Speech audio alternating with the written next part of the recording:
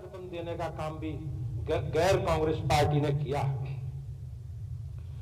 Doctor Lohia को अपना आदर्श मानने वाली समाजवादी पार्टी विशुद्ध रूप से परिवारवादी पार्टी में परिवर्तित हो गई। जैसा कि हम सब लोग जानते हैं, इनकी परिवारवादी मानसिकता, वैभवशाली रहन सहन, अपराध केंद्र राजनीति को संरक्षण इत्यादि कृत्यों को देखकर स्वर्ग से ही माननीय लोहिया जी की आत्मा भी विलाप कर रही हो। कांग्रेस पार्टी की सोच विपक्ष के लिए कोई जगह नहीं। अगर कोई विरोध करता है तो कांग्रेस पार्टी उसे समाप्त करने का काम करती है। कांग्रेस के नेता संविधान के प्रति लेकर घूमते जरूर हैं, लेकिन उन्होंने कभी इतिहास में इसे पढ़ा नहीं। संविधान में सबसे अधिक बार संशोधन करने का काम कांग्रेस पार्टी ने किया है और चुनी हुई सरकारों को बर्खास्त करके धारा 356 लगाकर कांग्रेस ने ही इतिहास कायम किया है। हमारा मूल मंत्र माननीय प्रधानमंत्री जी के नेतृत्व में सबका साथ, सबका विकास और सबका विश्वास।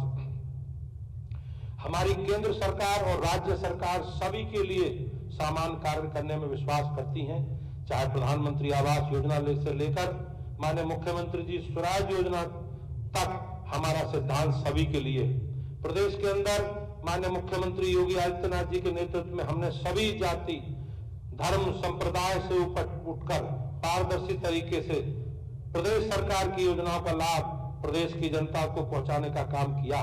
चाहे हिंदू हो, चाहे मुसलमान हो, हमारी सरकार में सभी लोगों को लाभ मिला। हम सभी जानते हैं कि भारतीय जनता पार्टी ने एक लंबी राजनीतिक यात्रा की है। 2 सांसदों से लेकर देश भर में लगातार तीसरी बार सरकार बनाने वाली दुनिया की सबसे बड़ी पार्टी भारतीय जनता पार्टी है। हमारी पार्टी का सिद्धांत, कार्यकर्ताओं का परिश्रम और भाजपा की सरकारों के लोक कल्याण के काम, भाजपा सरकार के गरीब कल्याण के आधार पर आगे बढ़ने वाली पार्टी है। प्रदेश में जब हमारे विरोधी दलों की सरकारें थीं तो लोग कटमनी और कमीशन की चर्चा दुनिया भर में होती थी। आज रात दिन अपने परिवार और रिश्तेदार की चिंता में लगे रहते थे। दूसरी ओर माननीय प्रधानमंत्री जी के नेतृत्व में भारतीय जनता पार्टी पूरे देश को अपना परिवार मानती है। आज आप सभी को इस कार्य समिति के माध्यम से मैं अपने इस परिवार को सजग करना चाहता हूं कि इस समय हमें मजबूती के साथ खड़ा होने का समय है। हमने समाज के लिए जो काम किए हैं, हमारी सरकारों ने पिछले 10 वर्षों में माननीय प्रधानमंत्री जी के नेतृत्व में 7 वर्षों में जो हमने काम किए हैं, उनको और सजगता के बीच में, जनता के बीच में रखना। पंडित जी ने एक बार संगठन की महत्ता को बल देते हुए कहा था कि हमें इस प्रकार के कार्य करना है जो आज का विरोधी हमारा मतदाता बने, कल का मतदाता परसों हमारा सदस्य बने और परसों का सदस्य हमारा सक्रियता के साथ भारतीय जनता पार्टी की विकास यात्रा में अपना योगदान दे। केंद्र में दुनिया के सबसे लोकप्रिय नेता माननीय प्रधानमंत्री नरेंद्र मोदी जी के नेतृत्व में गरीब कल्याण विश्व की महाशक्ति के रूप में भारत की छवि, देश के बाहर और आंतरिक दुश्मनों को मुंह तोड़ जवाब, भारत को दुनिया की तीसरी सबसे बड़ी अर्थव्यवस्था बनाने के प्रति तीव्र गति से अग्रसर है। वही माननीय मुख्यमंत्री योगी आदित्यनाथ जी के नेतृत्व में मजबूत कानून व्यवस्था की बात हो, चाहे प्रदेश भर सड़कों और एक्सप्रेस वे का जाल बिछाने की बात हो, शासकीय स्कूलों के कायाकल्प की बात हो, सभी जिलों में मेडिकल कॉलेज, 6.5 लाख युवाओं को पारदर्शी और भ्रष्टाचार मुक्त नौकरी देने की बात हो, हमारी सरकार ने उत्तर प्रदेश को तेजी के साथ विकसित राज्यों की सूची में लाकर खड़ा किया। हमें विकसित भारत 2047 के संकल्प को सिद्ध करते हुए भारत को दुनिया की सबसे बड़ी सुपर पावर के रूप में स्थापित करना है। भाइयों बहनों, भारतीय जनता पार्टी कार्यकर्ताओं की पार्टी है। हम जैसे लोग, सामान्य परिवारों से लोग आने वाले लोग भी अलग अलग दायित्वों पर अपनी भूमिका निर्वहन करते रहे।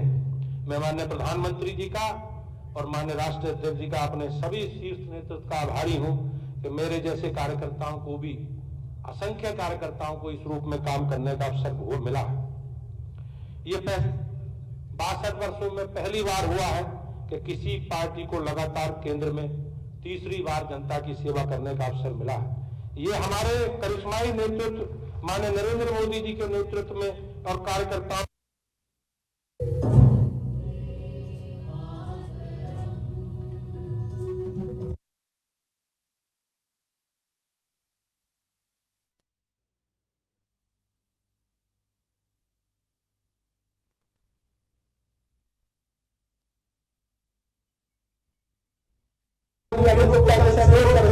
कृपया मंच पर आए और आदरणीय उप मुख्यमंत्री यशस्वी साहब मेहरानी का स्वागत करें।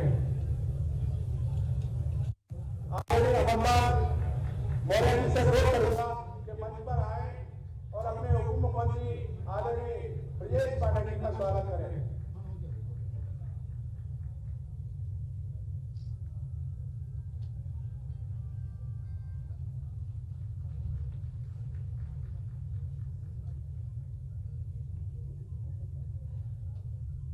अपने राष्ट्रीय महामंत्री आदरणीय विनोद तावड़े जी के स्वागत के लिए मैं आदरणीय राम प्रताप जी प्रदेश महामंत्री से अनुरोध करता हूं आए और उनका स्वागत करें।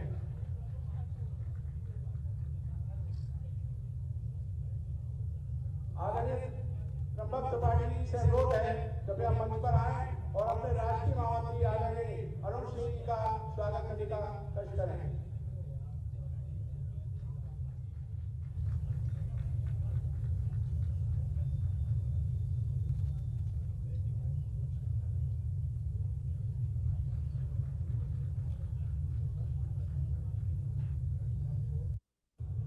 कार्यकर्ता का सम्मान हमारी प्राथमिकता है और हमने अपने जीवन काल में कार्यकर्ता आधारित संगठन को आगे बढ़ाने का काम किया है और हम अपने कार्यकर्ता के किसी भी सम्मान पर हमने कोई समझौता नहीं किया है।